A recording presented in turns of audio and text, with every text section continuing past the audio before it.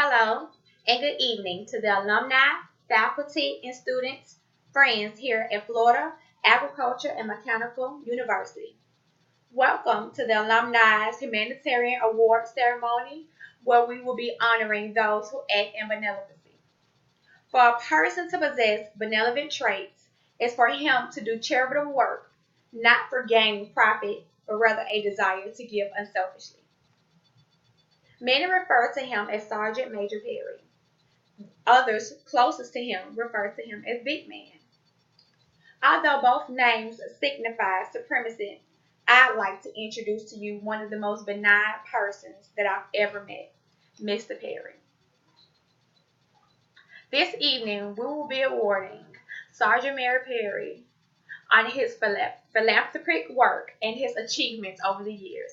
But first, I want to give you a background in his upcoming. He was the youngest child born to Henry and Henrietta Perry.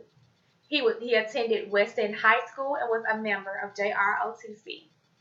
He attended FAMU and majored in business here, and he was enlisted in the United States Army.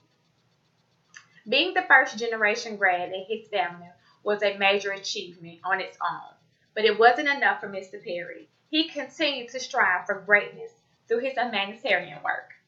His accomplishments include being the recipient of the United States Army. This medal is awarded to those who have service to the government and a duty of great responsibility. He's also donated towards many non-profitable organizations such as the Boys and Girls Club of America, Disabled American Veterans, American Cancer Society, and the Make-A-Wish Foundation.